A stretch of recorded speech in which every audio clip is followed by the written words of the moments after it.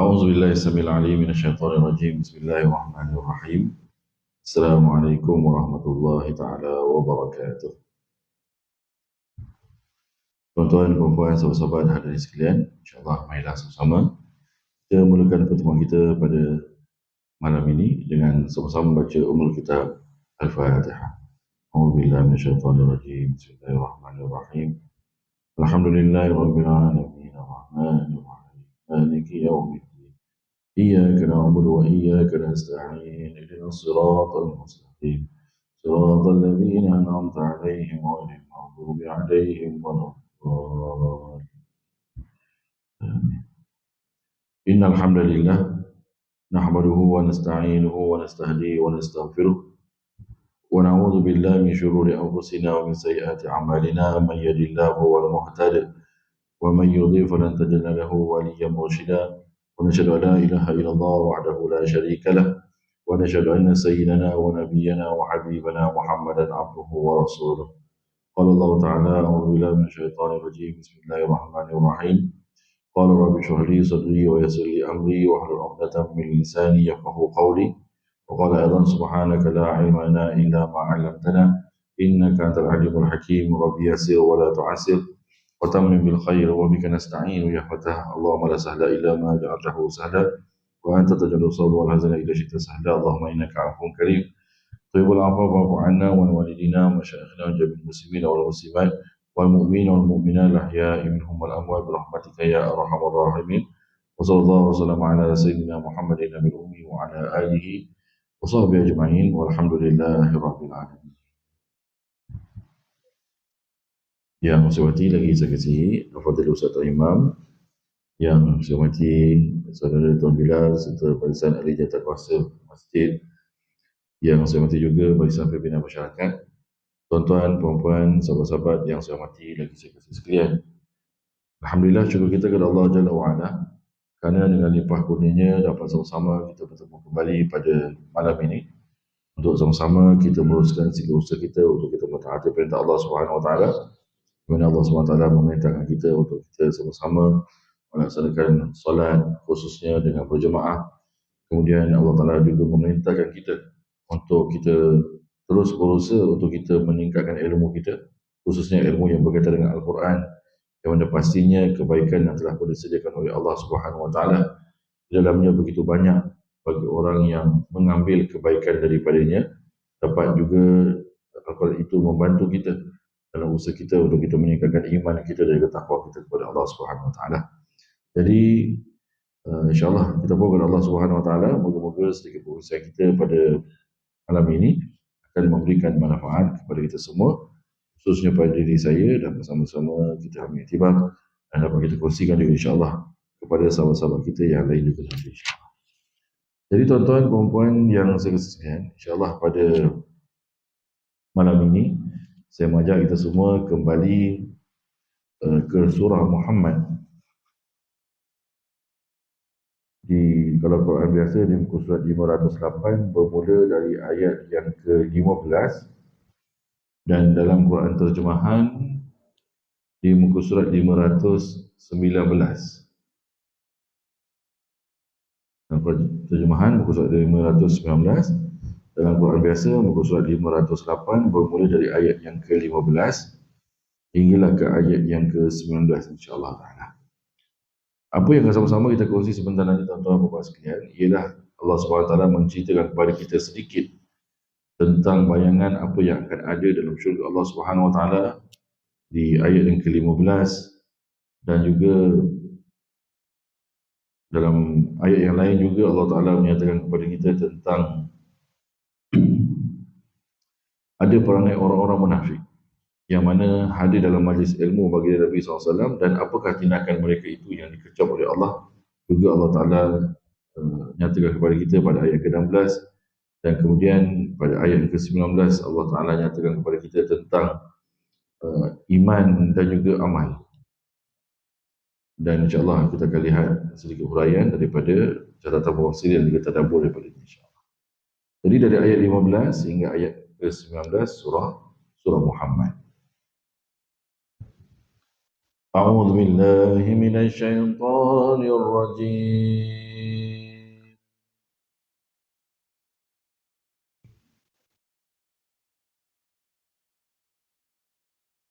بسم الله الرحمن الرحيم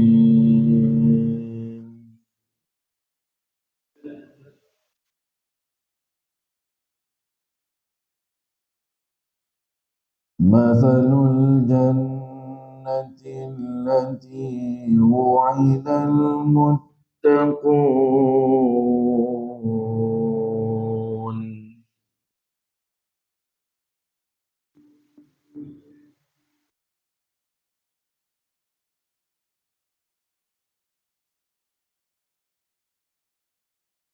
فيها أنهار من ماء غير آسن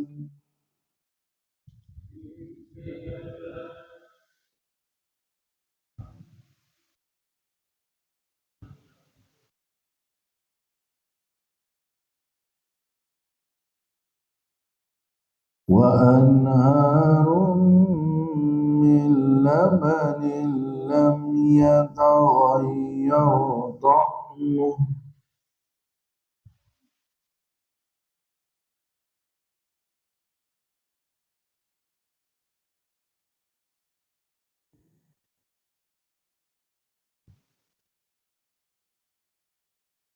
وأنهار من خمر لذة للشاربين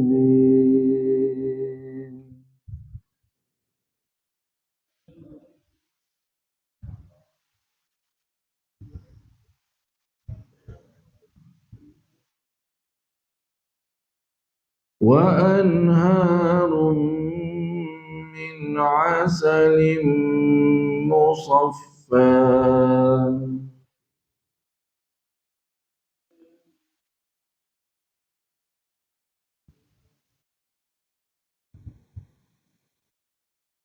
ولهم فيها من كل الثمرات ومغفرة من ربهم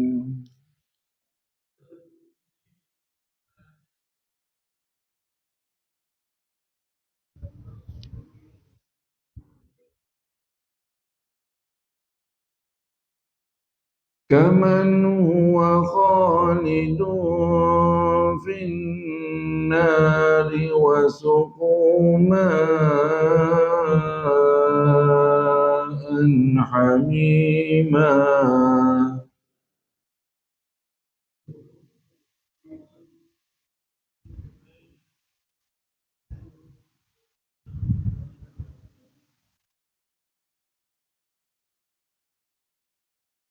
وسقوا ماء حميما فقطع أمعاءهم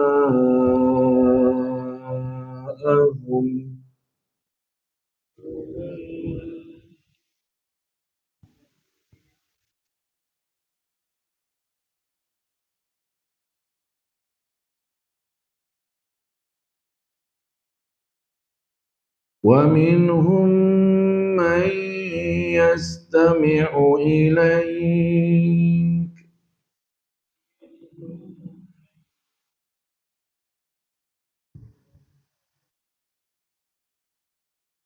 حتى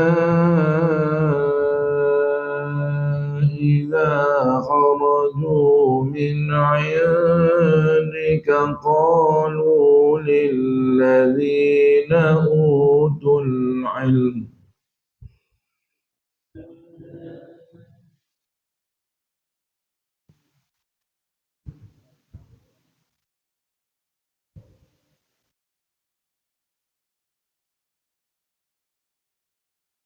قالوا للذين أوتوا العلم ماذا قال آنفا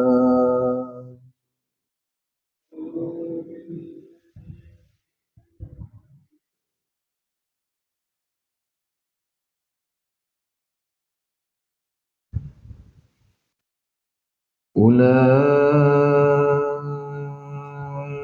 الذين طبع الله على قلوبهم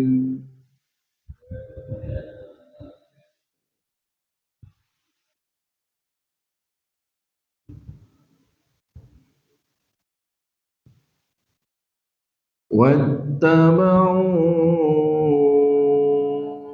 أهواءهم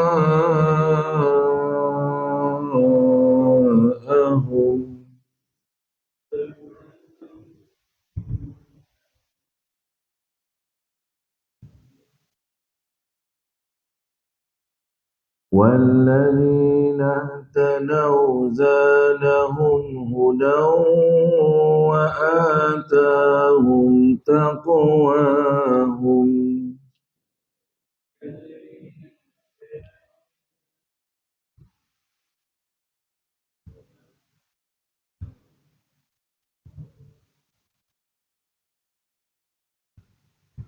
فهل ينظرون إلا الساعة فهل ينظرون إلا الساعة أن تأتيهم بغتة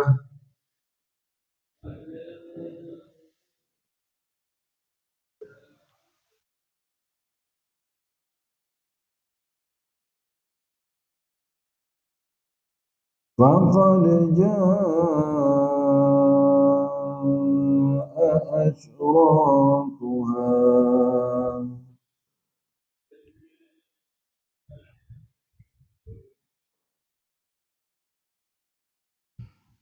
فأنى لهم إذا جاءهم ذكراهم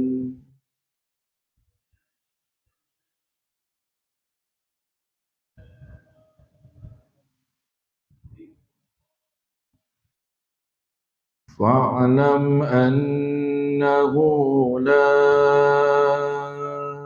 إله إلا الله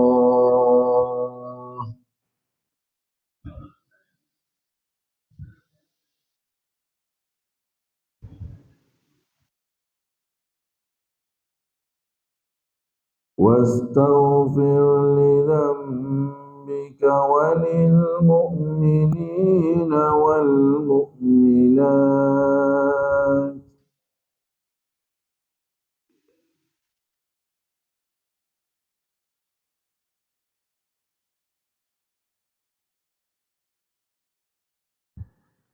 والله يعلم متقلبكم ومثواكم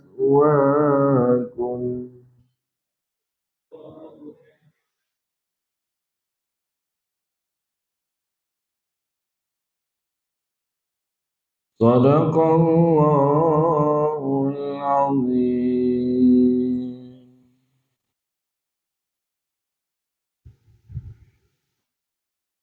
Bismillahirrahmanirrahim. Nahmaduhu wa nusalli wa nusallim ala rasulihil karim. Amma ba'd. Jadi itu tadi tuan-tuan, puan sahabat-sahabat saya yang saya sekalian, dari ayat 15 hingga ayat yang ke-19 dari surah Muhammad. Jadi moga-moga Allah Ta'ala berikan kebaikan kepada kita. Jadi saya terus bawa perhatian kita bermula dari ayat ke-15 di mana Allah Subhanahu Wa Ta'ala berfirman, A'udzubillahi minasyaitonirrajim. Bismillahirrahmanirrahim.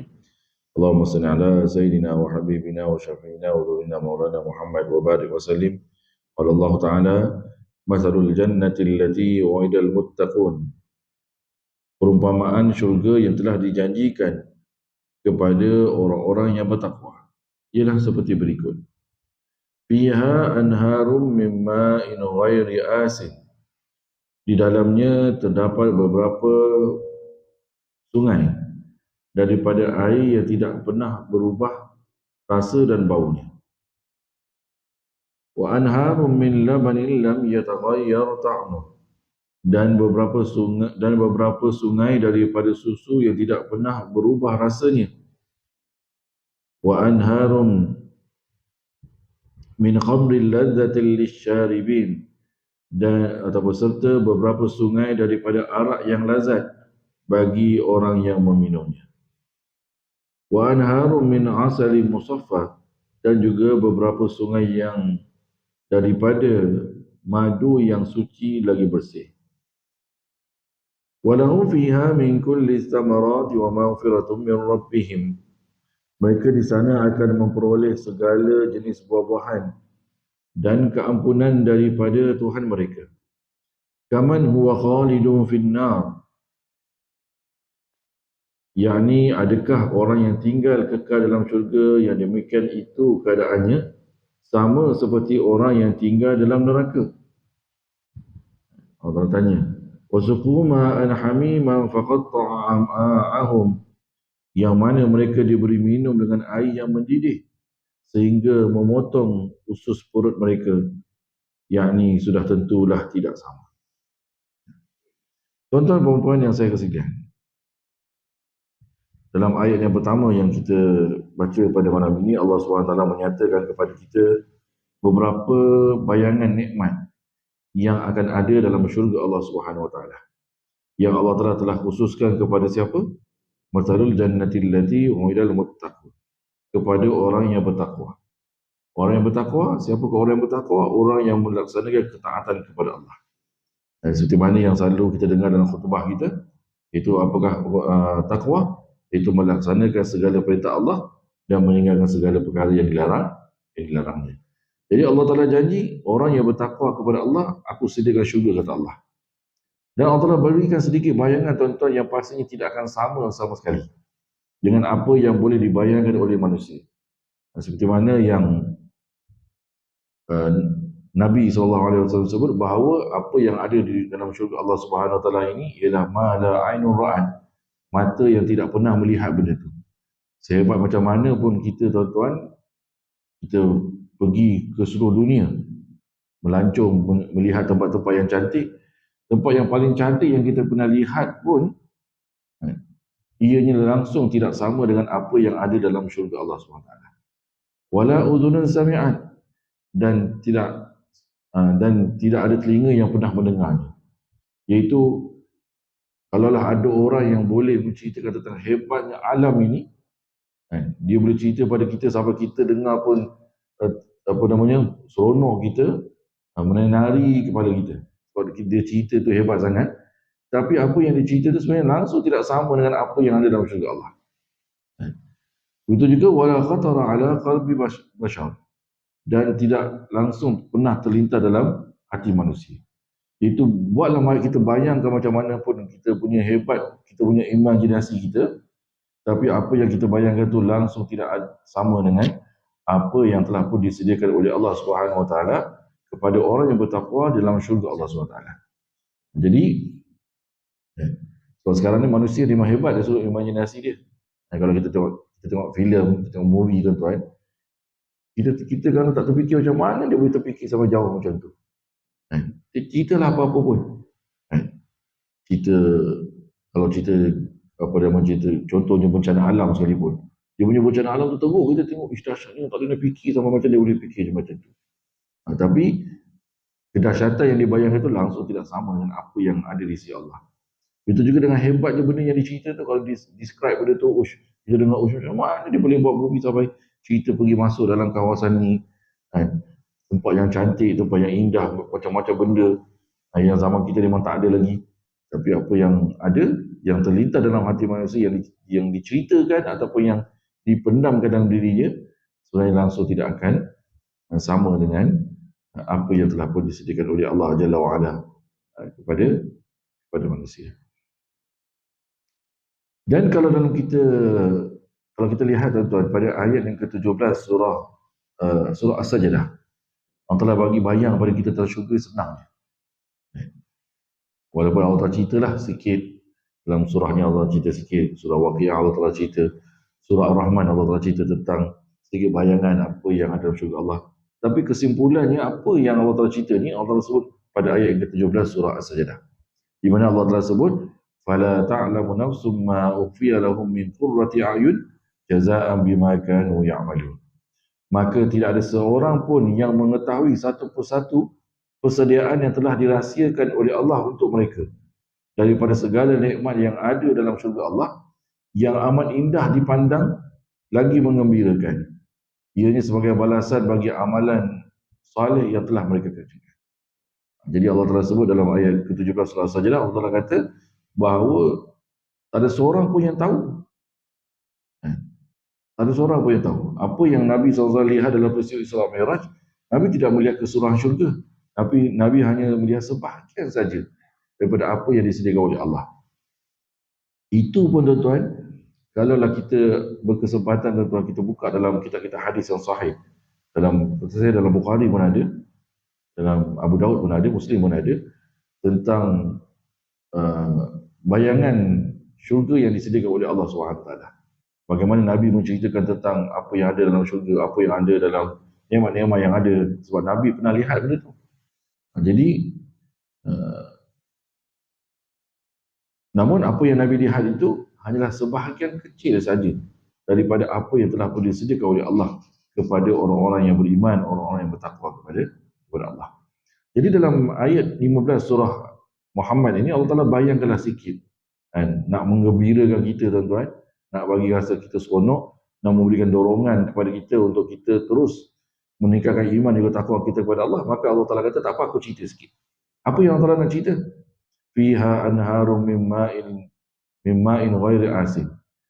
Antaranya ada beberapa batang sungai yang mana air ini tidak pernah berubah. Rasa dia tak pernah berubah, bau dia. Kenapa Allah Ta'ala nak cerita benda ni? Kenapa Allah Ta'ala nak cerita sungai, tuan-tuan? Sebab Allah Ta'ala tengah bercerita khususnya kepada orang-orang Arab Mekah. Kat Mekah mana ada sungai, tuan-tuan?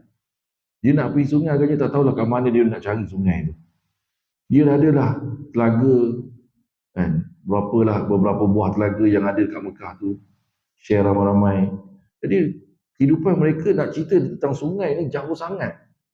Kita tak apa, tuan-tuan. Sungai kita ada banyak sungai. Cuma sungai kita berubah warna lah. Berubah warna dan rasa tu kita lah. Tapi kita sungai, kita selalu tengok. Itu sebabnya kadang-kadang saya sebut, mungkin orang kata, oh, Ustaz, apalah cerita sungai? Kita pun ada sungai. Masalahnya bukan nak cerita kat kita. Allah Ta'ala nak cerita kepada orang Arab dulu. Supaya orang Arab faham. Sebab ayat ni mula sampai pada mereka.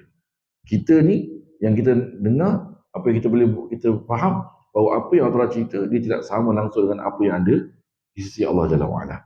Jadi bila orang Arab dengar ada sungai, wah, dia kata, wah, aku ni mandi pun tak cukup, contohnya. Air pun nak minum pun kena catuk.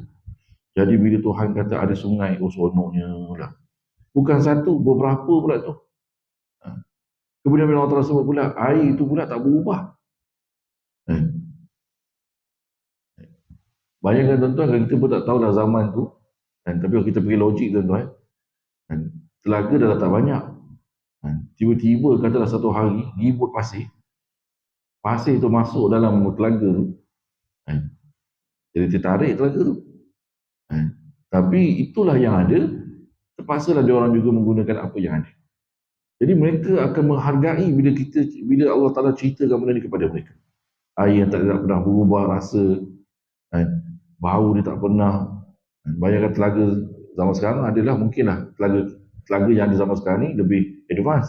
Kalau zaman dulu, kerana terbuka je tak tutup, haiwan masuk, bukan serangga masuk, haiwan masuk. Jadi mereka akan sangat-sangat menghargai bila benda ni diberitahu kepada mereka bahawa benda ni ada dalam syurga Allah. Tambah menarik lagi bila Allah Ta'ala sebut wa anharu min labanin lam yataghayyar ta'amuh. Dalam syurga Allah SWT ni ada susu. Bukan satu jug, bukan satu botol, bukan satu kotak, tapi ada beberapa sungai yang mana mengalir, yang mana sungai itu adalah sungai susu. Jadi bagaimana orang Arab nak menghargai benda ni? Sama tuan-tuan, orang Arab walaupun mungkin mereka ada haiwan dan sebagainya, tapi kalau kita fikirlah secara logik tuan-tuan, mungkin betul mungkin salah, tapi kalau kita duduk fikir Mekah lah, Mekah ni memang asalnya pun tanah yang tandus, tumbuh-tumbuhan tak banyak. Jadi haiwan yang ada tu adalah, tapi dia tak gemuk lah. Mungkin hasil pun tak banyak. Hasil pun tak banyak. Jadi bila mereka nak merasa benda-benda semua, mereka rasa tapi tak selalulah. Jadi bila tiba-tiba Allah Ta'ala bagi tahu, kamu kat dunia susah nak dapat susu ni. Nak jaga pun, nak simpan pun susah. Macam kita zaman sekarang ada lah peti ais, zaman dulu mana nak ada peti ais. Jadi bila perah tu terus kena minum. Lepas tu bukan banyak pun. Sebab haiwan tu tak, orang kata mungkinlah tak besar sangat. Sebab rumput tak banyak, pasal rumput tak banyak. Jadi bila Allah Ta'ala cerita kepada mereka bahawa kamu nanti akan dapat sungai, susu sungai, bukan sikit, minumlah sebanyak-banyaknya. Jadi orang yang rasa yang susah nak dapat ni, bayangkan macam mana perasaan dia. Kita nak bayangkan tuan-tuan macam orang susah lah tuan-tuan. Orang susah ni dia nak makan bukan macam kita tuan-tuan. Satu hari 3 kali makan, 4 kali makan. Mereka tiba-tiba satu hari dapat sekali makan pun, lepas 5-6 hari tak makan, tiba-tiba hari tu orang bagi dia makan. Dia dapat makan. Bukan makan nasi Arab pun, nasi bujang je. Tapi cukuplah menggembirakan mereka. Sama lah macam Allah Ta'ala cerita pada kita ni. Khususnya pada orang Arab. Benda ni semua kamu nak dapatlah tapi tak banyak. Tak boleh simpan lama. Kali ni aku nak bagi banyak. Puas hati.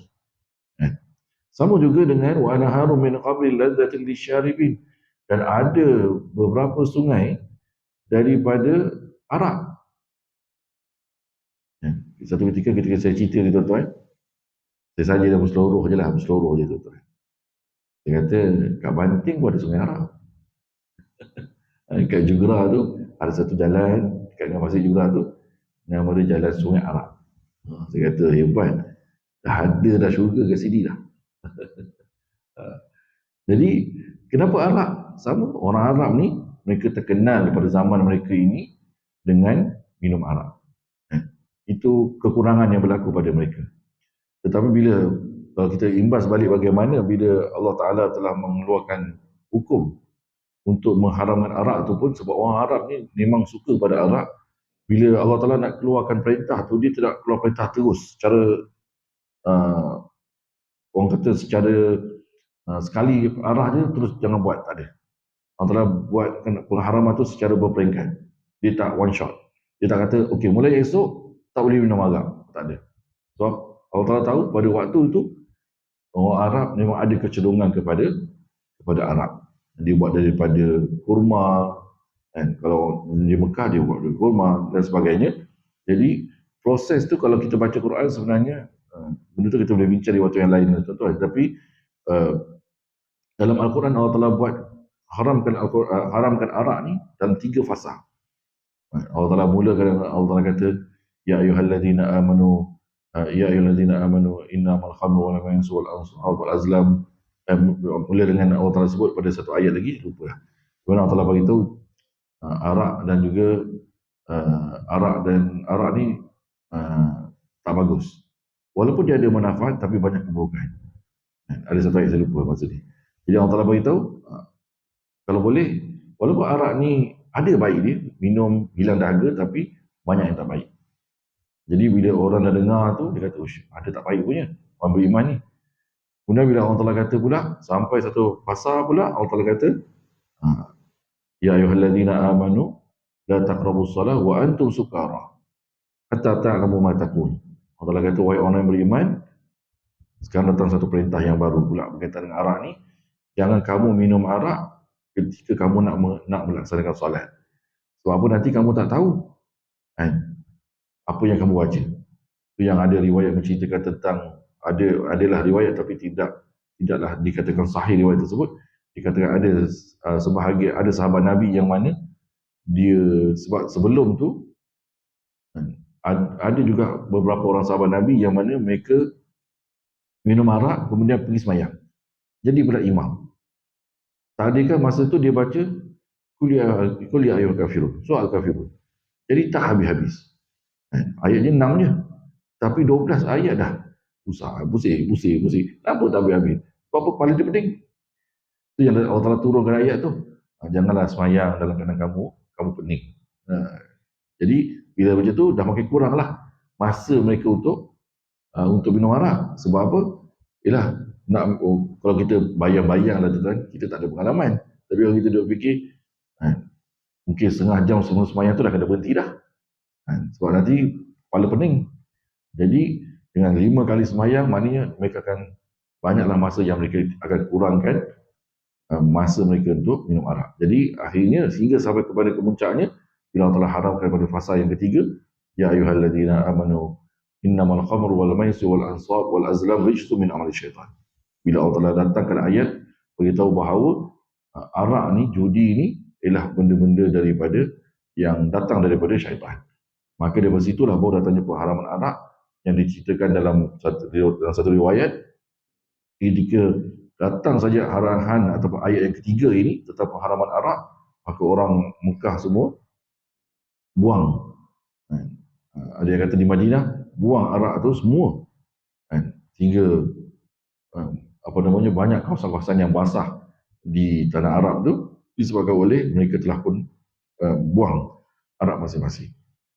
Nak bagi tahu pada kita bahawa kecenderungan orang Arab pada ketika itu kepada arak ni adalah agak kuat. Jadi bila Allah telah cerita kepada kita wa anharu min khamrin lazzatil lisyaribin, maka bila orang Arab tu fikir balik, dia kata kita tinggalkan arak ni kerana Allah Taala kata aku bagi balik. Tapi bukan kat dunia, kat akhirat nanti baru dapat. Itu juga wa anharu min asali musaffa, dan sungai daripada madu yang suci. Itu juga. Sebab apa? Mungkin pada waktu tu madu ni benda yang bernilai tinggi. So, saya ada satu zaman, saya tak ingat pada zaman mana, di mana madu dijadikan satu barang yang ada nilai, yang dijadikan sebagai barter, barang pertukaran.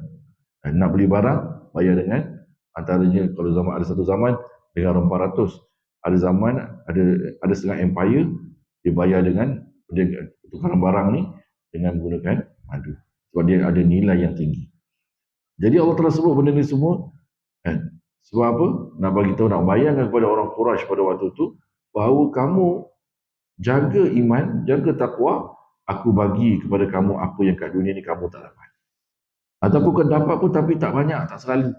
Jadi aku bagi bukan satu gelas, bukan satu jug, aku bagi sungai daripada benda-benda yang kamu suka ketika kamu kat dunia dahulu. Bukan itu saja. Apa yang kamu akan dapat lagi? Walahum fiha min kulli thamarati wa maghfiratun min rabbihim. Dan bagi mereka akan memperoleh berbagai jenis buah-buahan. Sama lah kita tuan-tuan, kita dah fikir kenapa nak cerita buah-buahan? Apa yang hebat sangat tentang buah-buahan? Tuan-tuan, kita tak apa dah tuan-tuan. Ni sekarang tengah musim durian, tak apalah. Orang Arab kat sana kat Mekah sana, mana nak cari durian zaman tu? Zaman sekarang mungkinlah ada. Macam-macam buah lah ada kat sana sekarang. Tapi zaman Abu Jahal dulu, mana nak ada buah durian? Ada kurma je. Asyik-asyik makan kurma. Asal makan kurma je. Dia tak ada apple ke, tak ada. Sebab apple semua datang daripada di tanah sejuk. Ni orang ni tanah tandus. Jadi bila Allah Ta'ala kata, kamu nanti kalau kamu beriman, kamu akan dapat macam-macam jenis buah. Mereka nak dapat buah ni, mereka kena pergi mana? Pergi Syam. Niaga, pergi ke Damsyik, pergi ke Palestin, baru nampak buah-buah lain-lain. Sebab apa? Jordan, Palestin ni semua adalah negara-negara sejuk yang memang buah-buahan ni banyak. Jadi nak rasa buah ni semua kena kena merantau, kena pergi musafir sampai 6 bulan perjalanan, baru dah sampai, baru dah dapat rasa apple. Kalau tidak, makanlah kau kurma tu. Jadi bila Allah Ta'ala bagi tahu walau fiha min kulli thamarat, maka seronoklah mereka. Uish, kita dapat makan buah-buahan. Nak rasa sekarang hidup kat dunia ni nak makan buah-buahan pun susah. Jadi Tuhan bagi kita akan, bila Tuhan janji Tuhan nak bagi pada kita akan berusaha sungguh-sungguh. Kita akan jaga iman, kita akan jaga amal supaya Tuhan bagi pada kita benda-benda tersebut. Tambah lagi wa maghfiratun min rabbihim. Allah kata bukan nikmat saja yang kamu akan dapat. Kamu jaga diri kamu jaga ketakwaan kamu kepada Allah, aku bagi kata Allah keampunan. Dan benda ialah benda yang mana kalaulah kita tak heran yang lain tuan. Katalah kita semua sebagai kita di orang Malaysia kan. Nak cerita nak cerita air, kita ada air. Nak cerita susu lambat-lambat kan. Pergi kedai mana-mana pun ada. Nak cerita madu, macam-macam jenis madu dah sekarang ada. Negara ni mana, daripada ni lah, apalah semua ada. Nak cerita arak, kita pun tak heran sangat. Nak cerita buah-buahan lah, kita heran. Tapi yang satu yang kita kena ambil perhatian, kurang-kurangnya kalau yang lain semua kita tak heran, iaitu keampunan. Jadi Allah Ta'ala kata, kamu jadi orang yang bertakwa, satu benda kalau kamu yang lain semua kamu tak hirau yang ni. Iaitu apa? Keampunan. Saya ada kat dunia ni, saya tidak menafikan bahawa saya melakukan kesilapan. So siapa yang boleh bantu saya untuk selesaikan masalah kesilapan saya ni? Allah. Yang boleh ampun kita ialah Allah. Jadi saya sebut tadi, tak hirau yang lain pun tak apa. Tak nak pedulilah apa sungai-sungai tak mau. Tak apa. Hirau yang ni, keampunan. Kalau kita fikir yang ni pun sudah cukup tuan-tuan untuk kita menjadi orang yang lebih baik. Orang yang akan berusaha untuk meningkatkan iman. Orang yang akan berusaha untuk meningkatkan takwa kita kepada Allah Jalla wa'ala. Kemudian Allah telah sebut sikit. Kaman wa khalidun fin nari wa suqu ma'an hamima faqata'a am'a'ahum. Allah telah tanya pula, bagaimana, apa pandangan kamu? Tadi aku cerita sikit nikmat, sikit sangat aku cerita tentang nikmat-nikmat yang kamu dengar, kamu suka dah. Bagaimana pula orang yang masuk neraka? Orang yang masuk neraka, mereka takkan dapat buah-buah yang sedap-sedap ni. Contohlah, apple, limau, tembikai, musangking. Tak dapat. Dia dapat apa? Dia akan dapat, dia makan juga. Tapi dia makan apa? Inna syajarataz zaqum ta'amul athim. Dia akan makan buah zakum. Yang Nabi SAW sebut bahawa buah zakum ni dia besar, lebih kurang cukup-cukup masuk mulut. Tetapi dia berduri, dia ada bau yang busuk, rasa yang pahit, duri dia panjang-panjang. Yang mana mungkin saya pernah kongsi dengan tuan-tuan, dia ada dalam hadis Nabi sebenarnya, Nabi ada describe apa nama buah zakum ni dengan satu pokok. Pokok ni kat negara kita tak ada tuan-tuan. Pokok ni hanya hidup dekat di tanah kawasan padang pasir. Biasanya kalau kita tengok kat TV atau kalau kita pergi kawasan padang pasir, selain daripada pokok kaktus dia ada satu pokok tuan-tuan, daun dia tak banyak. Dia tak rimbun pun. Lepas tu dia hidup pun seketul-seketul je, satu pokok. Lepas tu adalah berapa meter satu pokok. Tak rimbun, daun tak banyak, tapi kalau kita dekat, kita duduk perhati tuan-tuan, dia punya duri dia panjang-panjang macam ni. 2 inci. Panjang dia. Saya pernah lah kena. Pernah kena tu sebab macam mana naik kuda pergi lalu ais tu, cocok aku. Habis kaki kena, badan kena. Apalah umur dia agaknya. Jadi panjang-panjang. Yang Nabi SAW sebut panjang-panjang tu nanti bila ta'amul azim, orang-orang neraka, ahli neraka ni dia kena makan juga. Dia ada makanan dia juga. Jadi buah zakum dia akan makan. Dikala dia tak nak, dia kata aku tak nak, bau dia busuk, aku takut, tapi dia akan makan. Ngap dia makan. Bila dia makan, Nabi SAW cerita, dia makan tu macam dia suka sangat dengan apa yang dia makan tu. Kalau tuan baca dalam kisah Isra' dan Mi'raj pun ada benda ni. Bukanlah cerita tentang zakum tu, tapi Nabi describe azab yang Allah telah sebutkan dalam, ataupun Allah telah ceritakan, ataupun Nabi yang diperlihatkan kepada Nabi tu. Nabi kata, orang-orang yang makan yang dalam neraka ni, bila dia disuruh buat sesuatu benda, dia akan buat benda tu seolah dia suka sangat benda tu, tapi dalam masa sama dia terjerit, dia menjerit-jerit kesakitan. Dia makan buah tu, ngap dia makan. Tapi dia sakit, aduh sakit, tapi dia makan. Kalau kita logik tuan-tuan, dah tahu sakit, dah tahu busuk, tak makanlah kita buang lah. Tapi tak, dia nampak buah tu sampai contoh dia diletak, dia campakkan dia ambil, dikutip dia makan. Lepas tu dia menjerit, aduh dia makan. Tapi dia akan makan sampai habis. Kemudian dia cari lagi, ada lagi tak? Dia ambil lagi, kata dia diletak, dia campakkan dia ambil, dia makan. Dia menjerit lagi. Tapi itulah yang berlaku berulang-ulang kali sampailah bila-bila. Jadi ahli neraka pun akan ada makan, akan ada minum, wasuquma. Mereka akan diberi minum juga. Tapi minum dengan minuman apa? Ma'an hamimah. Air yang mendidih. Bagi ahli syurga, mereka akan minum susu, mereka akan minum arak yang tidak memabukkan, mereka akan minum minuman-minuman yang lazat, mereka akan makan buah-buahan yang hebat-hebat. Ahli neraka mereka akan makan buah juga, tapi buah yang akan menghancurkan mereka. Mereka akan minum juga, minum yang mana akan menghancurkan mereka. Air yang mendidih, yang kata Nabi SAW, mereka akan minum Di mana Nabi SAW cerita bahawa bila air itu dirapatkan kepada mereka, belum minum lagi, rapat je muka dah terbakar. Sebab apa?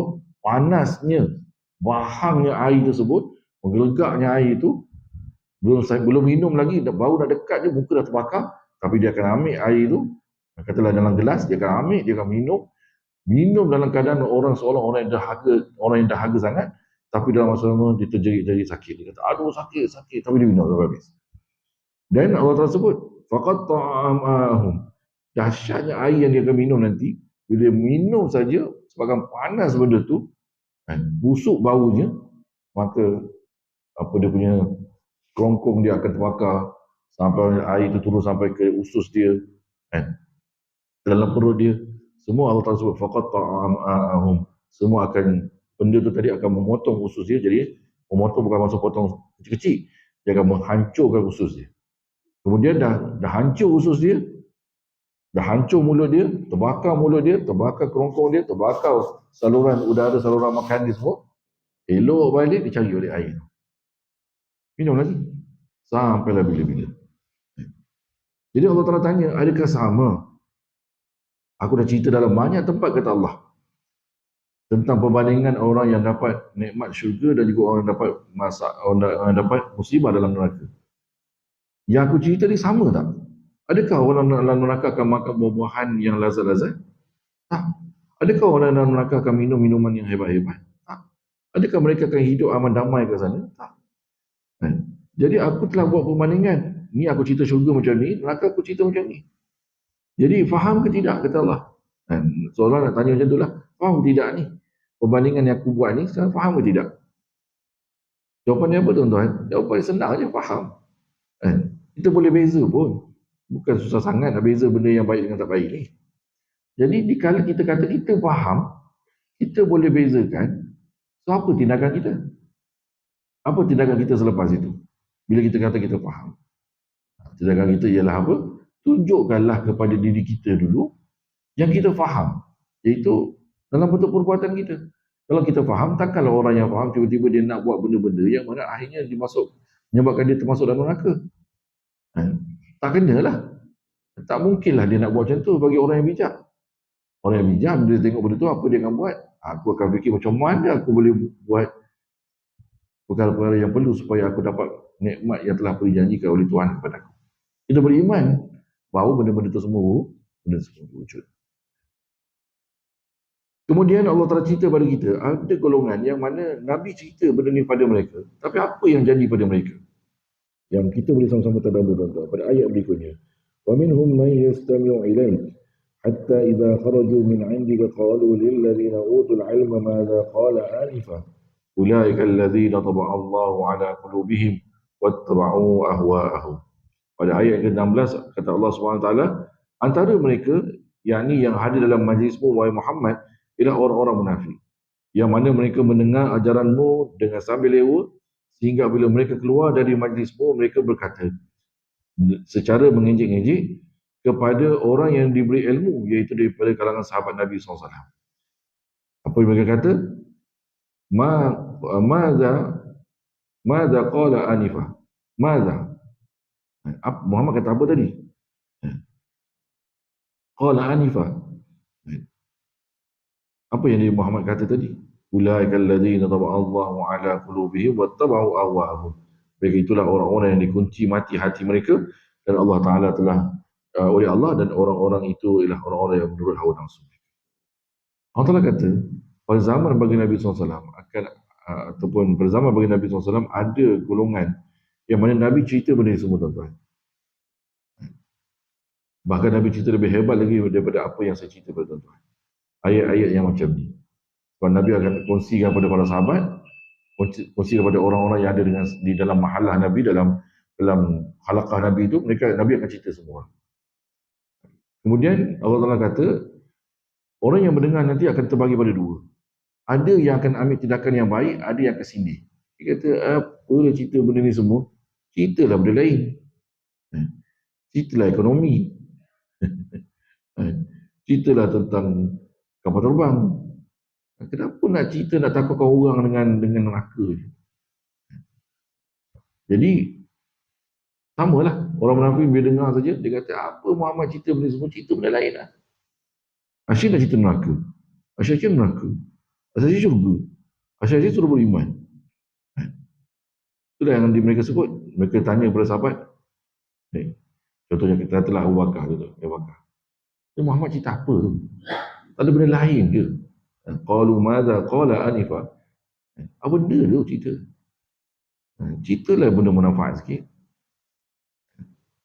Tapi Allah Ta'ala kata apa? Orang yang macam ni dah diberi peringatan, ada peluang diberitahu benda ni semua, tapi apa reaksi mereka?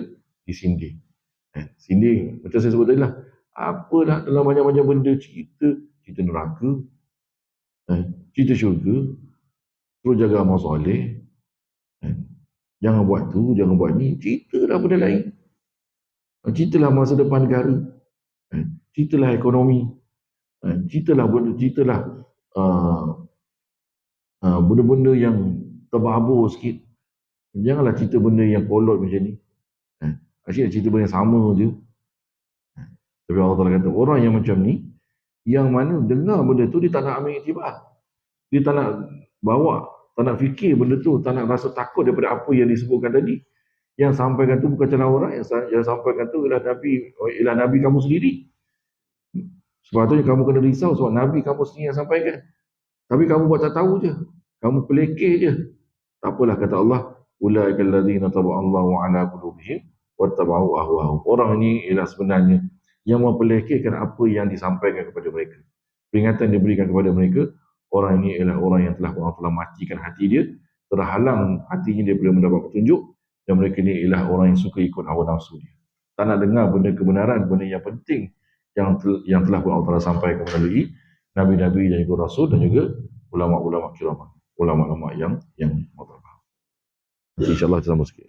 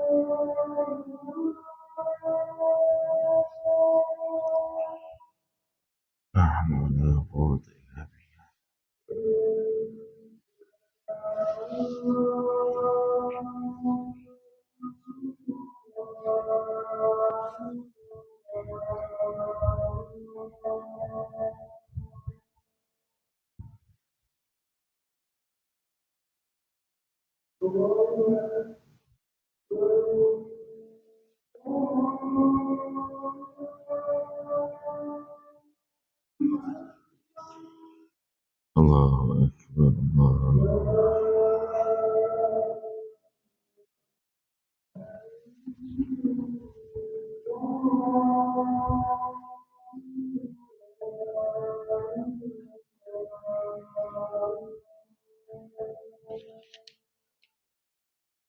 La ilaha illallah Muhammad Rasulullah.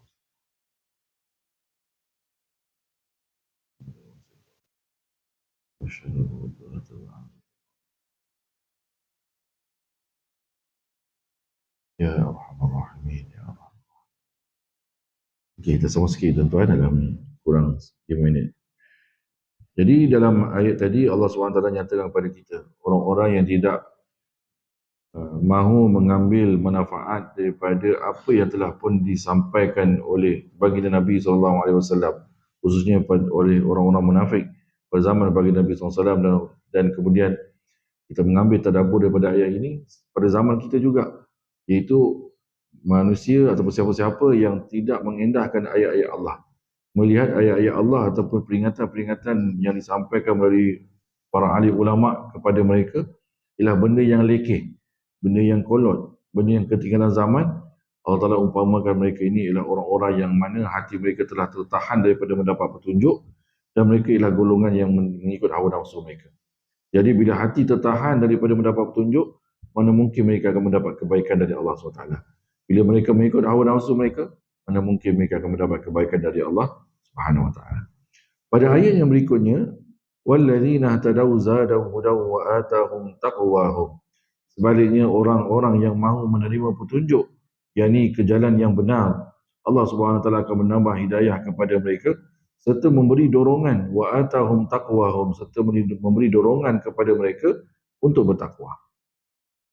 Jadi dalam ayat ini penting tuan-tuan beritahu pada kita, saya dan kita semua, kita memerlukan petunjuk dari Allah SWT dalam setiap aspek dalam kehidupan kita. Kenapa kita memerlukan petunjuk dari Allah Ta'ala? Satu, bukan hanya untuk ibadat. Kita memerlukan petunjuk dari Allah SWT supaya Allah Ta'ala bantu kita dalam nak menyelesaikan segala urusan kita. Supaya kita mendapat mana yang terbaik dalam setiap keputusan yang kita nak buat. Setiap hari tuan-tuan kita akan berhadapan dengan masalah. Masalah macam mana? Masalah nak membuat keputusan. Setiap hari kita ada saja keputusan yang perlu kita buat. Jadi kadang-kadang kita pun tak tahu manakah keputusan yang terbaik untuk masalah tadi, untuk menyelesaikan masalah tadi. Jadi yang boleh bantu kita tuan-tuan untuk menyelesaikan masalah kita ialah Allah Subhanahu Wa Taala melalui petunjuk daripadanya. Jadi Allah Ta'ala kata, kalau kamu nak selesaikan masalah kamu, kamu nak mudah dalam melaksanakan ibadat, kamu nak mudah dalam melaksanakan ketaatan, kamu nak segala urusan kamu dan juga permasalahan kamu itu dapat diselesaikan dengan cara yang baik, dengan cara yang terbaik, maka jagalah hubungan kamu dengan aku, kata Allah.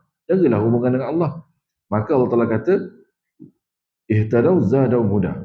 Orang ni orang yang akan mendapat petunjuk, bukan hanya mendapat petunjuk, petunjuk itu akan selalu dia dapat. Bukan sekali, bukan dua kali, tetapi setiap masa. Saya sebut tadi tuan-tuan, setiap masa atau mungkin setiap hari banyak perkara yang mana kita memerlukan bantuan Allah untuk menyelesaikan masalah kita. Kita sentiasa berada dalam keadaan dilema untuk membuat keputusan. Jadi kita memerlukan petunjuk supaya kita dapat menyelesaikan masalah kita itu dan kita dapat memilih keputusan yang baik. Jadi petunjuk dari Allah SWT kita perlukan, dan Allah Ta'ala sebut orang-orang yang cenderung kepada nakkan ilmu, cenderung kepada nak menerima nasihat, orang ini akan mendapat banyak petunjuk dari aku, kata Allah, dan orang ini akan sentiasa didorongkan, dihalakan dirinya kepada benda-benda yang baik dan kepada benda-benda yang membawa kepada takwa kepada Allah Subhanahu Wa Taala. Jadi tuan-tuan, puan-puan, sahabat-sahabat yang saya sekalian, kita berhenti hinggalah ke ayat yang ke-17 pada malam ini. InsyaAllah Ta'ala diberikan kesempatan oleh Allah Ta'ala pada pertemuan kita akan datang, mungkin pada minggu hadapan, kita akan bertemu sekali lagi dan kita akan sambung ayat-ayat yang berikutnya, dan pastinya banyak lagi perkara-perkara yang boleh sama-sama kita ambil manfaat daripada ayat-ayat Allah SWT, insyaAllah. Jadi wallahu alam, siru ala barakatillah. Aqul qawli hadza wa astaghfirullahal azim li wa lakum. Wassalamualaikum warahmatullahi taala wabarakatuh. Kita tutup majlis kita dengan kafaratul majlis dan suratul Asr. Subhanakallahumma bihamdika subhanakallahumma wa bihamdika asyhadu an la ilaha illa anta astaghfiruka wa atubu ilaik. Bismillahirrahmanirrahim. Wal 'asr innal insana lafi khusr illa alladhina amanu wa 'amilus shalihat wa tawasaw bil haqq wa tawasaw bis sabr. A'udzu billahi minasyaitonir rajim. Bismillahirrahmanirrahim. Alhamdulillahirabbil alamin wassalatu wassalamu ala sayyidina Muhammadin wa ala alihi wa sahbihi ajma'in. اللهم إنا نسألك رضاك والجنة ونعوذ بك من سخطك والنار. اللهم إنك عفو كريم حليم تحب العفو فاعف عنا. اللهم إنا نسألك علما نافعا ورزقا طيبا وعملا متقبلا. بسم الله الذي لا يضر مع اسمه شيء في الأرض ولا في السماء وهو السميع العليم. والحمد لله رب العالمين. والله أعلم. السلام عليكم ورحمة الله تعالى وبركاته.